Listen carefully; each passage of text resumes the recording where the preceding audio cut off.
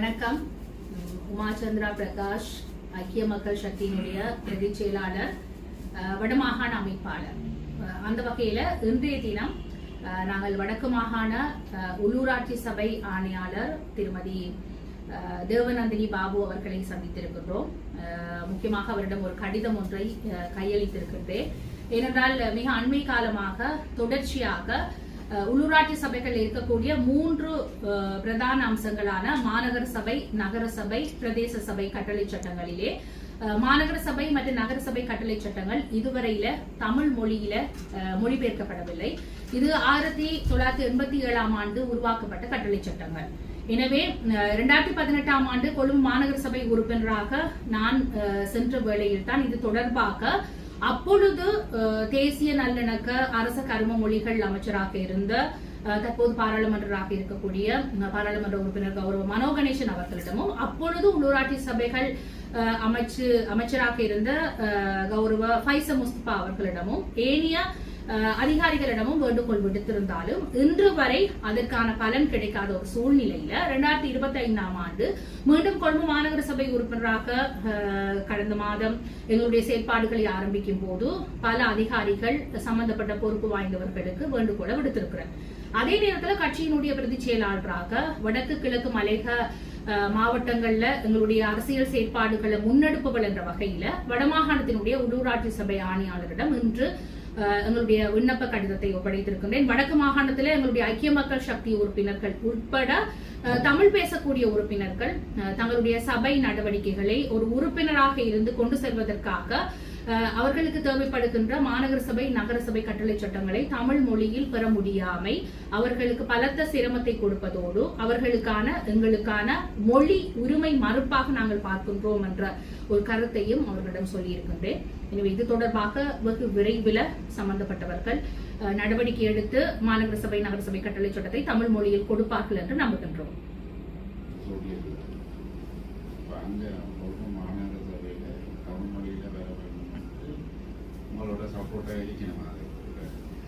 உண்மையில நாங்க ஒரு விடயத்தை சொல்ல வேண்டும். கடந்த முறையும் முயற்சிகள் முன்னெடுத்த போதும் தமிழ் பேசக்கூடிய 2 அமைச்சர்கள் கேபினெட் அமைச்சரவை அங்கத்துவம் வகித்த காலப்பகுதியில அது நடைபெறாமை கவலைக்குரிய விடயமாக நான் பார்க்கிறேன். நல்லாட்சி தந்த 2 அமைச்சர்கள். ஆனால் இந்த விடயம் தொடர்பாக கொழும்பு மாநகர சபையினுடைய முதல்வர், பிரதி முதல்வர், அதே நேரத்தில் மாநகர சபையினுடைய ஆணையாளர், செயலாளர் ஆகியோர் கவனத்தில் எடுத்திருப்பதோடு கொழும்பு மாநகர சபையினுடைய முதல்வர், பிரதி முதல்வர்கள் அவர்கள் தேசிய மக்கள் சக்தியை அங்கத்துவம் வகிக்கக்கூடியவர்கள்.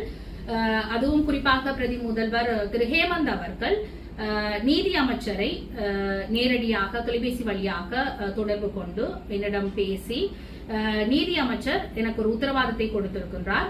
வெகு விரைவில் இந்த கட்டளை சட்டங்களை தமிழ் மொழியில மொழிபெயர்ப்பதற்கான கேபினட் பத்திரத்தை சமர்ப்பிப்பேன் என்ற ஒரு உத்தரவாதத்தை கொடுத்திருக்கிறார் பிரதி மேயருடைய தொலைபேசி ஊடாக.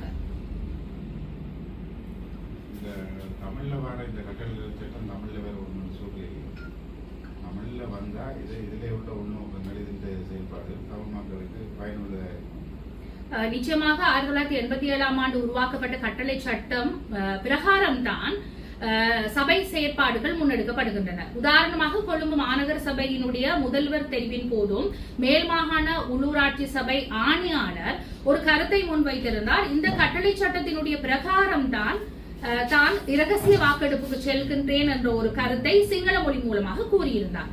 ஆனால் அந்த சந்தர்ப்பத்தில் நான் எழுந்திருந்து கேட்டது அவ்வாறு இருக்கக்கூடிய விடயங்களை எனது மொழி என்னுடைய உரிமை, எனது மொழியில நான் வாசிப்பதற்கான சந்தர்ப்பம் எனக்கு மறுக்கப்பட்டிருக்கிறது என்ற ஒரு கருத்தை நான் முன்வைத்த போது அந்த சந்தர்ப்பத்தில் மேல் மாகாண சபை உள்ளூராட்சி சபை ஆணையாளருக்கு கூட அந்த விடயம் தெரியாது. புதிதாக பதவிக்கு வருபவர்கள் இது தொடர்பில் தெளிவற்றவர்களாக இருக்கிறார்கள். ஆனால் சந்தோஷமான விஷயம், வடக்கு மாகாண உள்ளூராட்சி சபை ஆணையாளர் இதை தெரிந்து வைத்திருக்கிறார். நான் அவரிடம் சென்று கேட்ட போது ஆங்கிலத்தில் கட்டளை சட்டம் இருப்பதாக கூறினார். அப்பொழுது நான் கேட்டேன், ஆங்கிலத்தில் எங்களுக்கு வாசிப்பதன் ஊடாக முழுமையான பலனை பெற முடியாது தானே என்று கேட்ட போது அதற்கு அவர் பதில் தெரியாத இருந்த நிலையில நான் சொன்னேன், நீங்கள் சம்பந்தப்பட்ட அதிகாரி, எனவே அரசிடம் இது தொடர்பாக நடவடிக்கைகளை முன்னெடுக்க வேண்டும் என்று வேண்டுகோள் விடுத்திருந்தேன். அதற்கு அவர் உத்தரவாதத்தை கொடுத்திருக்கிறார். இது இலங்கை தமிழரசு கட்சியும் தமிழ் தேசிய கட்சிகள் தான் அதிக சபைகளை கைப்பற்றி இருக்குது. அதே நேரத்தில் அதுக்கு அடுத்த கட்டங்களில் வந்து தேசிய மக்கள் சக்தி 3 சபையும் ஐக்கிய மக்கள் சக்தி 1 சபையும் கைப்பற்றியிருக்கு. இந்த நிலையில் வந்து வடக்கு மாகாணத்தில் வந்து ஐக்கிய மக்கள் சக்தியின் வாக்கு வங்கி என்றது குறையுதா? நிச்சயமாக இல்லை. ஜனாதிபதி தேர்தலிலே எங்களுக்கான வாக்கு வங்கி என்பது வேறு, அது போன்று பாராளுமன்ற தேர்தலிலே எங்களுடைய வாக்கு வங்கி இருக்கிறது. உள்ளூராட்சி சபைகளில பொதுவாக ஒரு விடயத்தை நாங்கள் சொல்ல வேண்டும். அந்தந்த வட்டாரங்களில அல்லது அந்த சபைகளில இருக்கக்கூடிய ஆளுமையானவர்கள் அந்த சபைகள்ல தங்களுடைய மக்களுடைய பிரதிநிதிகளாக இருக்க வேண்டும். எனவே உள்ளூராட்சி சபைகள்ல தம் சார்ந்தவர்களுக்கான ஒரு வாக்களிக்கின்ற நிலைமை இருக்கிறது. எனவே அதனுடைய ஒரு பிரதிபலிப்பாகத்தான் உள்ளூராட்சி சபை தேர்தல் முடிவுகளை நாங்கள் பார்க்கிறோம். ஆனால் வடக்கு கிழக்கு மலையகத்திலே எங்களோடு இருக்கக்கூடிய கூட்டிணைந்த கட்சிகளுடைய பங்களிப்போடு அவர்களோடு இணைந்துதான் நாங்கள் பல சபைகள்ல எங்களுடைய வேலை திட்டங்களை நாங்கள் முன்னெடுத்து வருகின்றோம். எனவே எங்களை பொறுத்தவரையில உள்ளூராட்சி சபை தேர்தல் முடிவு என்பது ஒரு பின்தங்கிய முடிவாக நாங்கள் பார்க்கவில்லை. எதிர்காலத்தில் வந்து ஐக்கிய மக்கள் சக்தியின் வடக்கு மாகாணத்தில் ஐக்கிய மக்கள் சக்தியின் செயற்பாடுகள் எப்படி இருக்கு? ஏன்னு சொன்னால் கடந்த பார்லமெண்ட் தேர்தலில் உங்களோட போட்டியிட்டவர்கள் வந்து தற்போது வேறு ஒரு அணிகளில் இருக்கணும். இப்போ இது சொன்னேன். எங்களை பொறுத்தவரையில 2020ஆம் ஆண்டு ஐக்கிய மக்கள் சக்தி முதலாக ஜனாதிபதி தேர்தல், அதை தொடர்ந்து பாராளுமன்ற தேர்தல் ஊடாக ஒரு புதிய கட்சியாக மக்களுக்கு அறிமுகமான கட்சியாக நாங்கள் பார்க்கின்றோம். மக்கள் நன்கு அறிந்த அதே நேரத்தில் நன்கு அங்கீகரிக்கக்கூடிய ஜனநாயக ரீதியான ஒரு கட்சியாக நாங்கள் ஐக்கிய மக்கள் சக்தியை பார்க்கின்றோம். எனவே கட்சி தொடர்பான எதிர்கால நடவடிக்கைகள் தலைவர், பொதுச் செயலாளர் உள்ளடங்கலான எங்களுடைய சிரேஷ்ட உறுப்பினர்கள் அதற்கான திட்டங்களை வழிவகுப்பார்கள். ஆனால் வடக்கு மாகாணத்தில் எங்களுடைய அரசியல் செயற்பாடுகள் வழமை போன்று நடைபெறும். அதுல எந்த விதமான ஐயப்பாடும் இல்லை. ஆனால் ஒரு விடயத்தை நாங்கள் சொல்ல வேண்டும். ஏனென்றால் எங்களுடைய உரிமை சார்ந்த அரசியல், அபிவிருத்தி சார்ந்த அரசியலை ஒருபோதும் வடக்கில் நாங்கள் விட்டுக் கொடுக்க தயாராக இல்லை. அதுவும் குறிப்பாக மக்களுடைய உரிமைகளை தொடர்பாக நன்கு அறிந்தவள், இந்த வடக்கு மாகாணத்தை பிரதித்துவப்படுத்தக்கூடியவள் என்ற வகையில என்னுடைய மக்களுக்கான உரிமை சார்ந்த அரசியல் தொடர்ந்து முன்னெடுக்கப்படும். செம்மணி மனித புதைகுழி அகழ்வு பணி தொடர்பாக ஐக்கிய மக்கள் சக்தியின் நிலைப்பாடு என்ன? ஐக்கிய மக்கள் சக்தியினுடைய நிலைப்பாடு, அதனுடைய கட்சியினுடைய பிரதி செயலாளர் என்ற முறையில, வடக்கு மாகாண பிரதான அமைப்பாளர் என்ற முறையில பாதிக்கப்பட்ட மக்களுக்கு சர்வதேச நீதி கோரி அதற்கான ஒரு போராட்டம் முன்னெடுக்கப்பட்ட போது அந்த போராட்டத்தில் கலந்து கொண்டு அந்த கடிதத்திலையும் நான் என்னுடைய கையொப்பத்தை இட்டிருக்கின்றேன். இன்றும் சொல்கின்றேன், யுத்தத்தால் பாதிக்கப்பட்டவர்கள் நாங்கள். எனவே சர்வதேச தீர்வு என்பது என்னுடைய எதிர்பார்ப்பு. அந்த கட்சி சார்ந்தும் நான் அதை சொல்கின்றேன்.